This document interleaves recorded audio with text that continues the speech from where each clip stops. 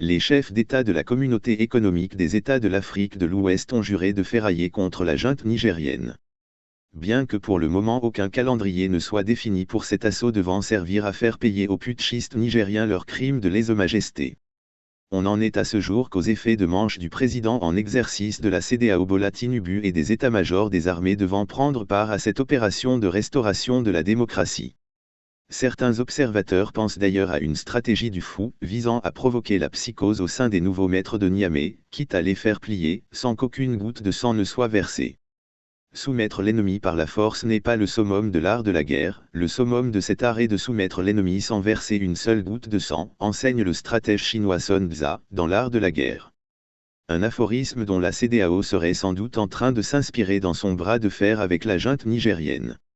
C'est du moins ce que souhaitent tous ceux qui craignent qu'une intervention armée de la CEDEAO dans Niamey ne donne lieu à d'énormes pertes chez des civils innocents.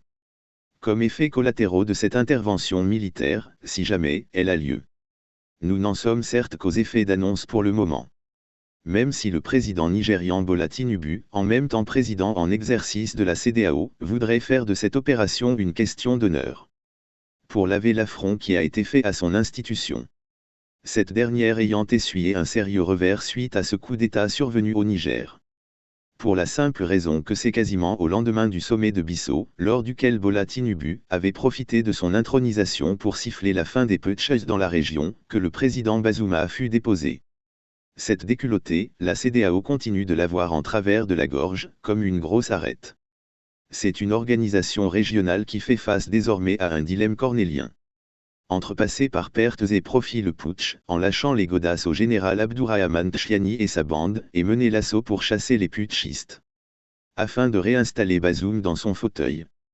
Mohamed Bazoum qui, il faut le rappeler, serait toujours séquestré par les putschistes, dans un coin de Niamey.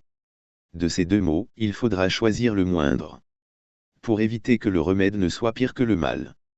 À mesure que les jours s'égrènent, certains observateurs pensent que cette opération de restauration de la démocratie pourrait ne pas avoir lieu.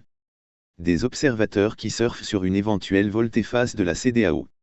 Au cas où les chefs d'État de l'organisation régionale sauraient raison garder, en prenant en compte les pertes en vies humaines inutiles qu'une telle attaque contre Niamey pourrait engendrer. Cette supputation n'a pourtant rien d'une vue de l'esprit. Vu que même l'Union africaine ne serait pas tout à fait partante pour l'option militaire.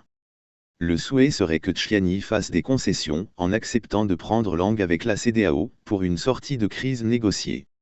Une sorte de paix des braves, sans perdre la face. En optant par exemple pour une transition dirigée par un civil, sur une courte durée. Au lieu de dérouler les 3 ans définis par la junte. Dans ce donnant-donnant, la CEDEAO pourrait aussi faire fi du retour de Bazoum au pouvoir. Tout pourrait dépendre de l'effet de dissuasion que pourrait engendrer la stratégie du fou de la CEDEAO sur les putschistes. À savoir si les menaces d'une intervention militaire pourraient faire plier Tchiani. Un général qui, pour le moment, tente de raffermir son pouvoir, en flattant les émotions souverainistes de ses compatriotes.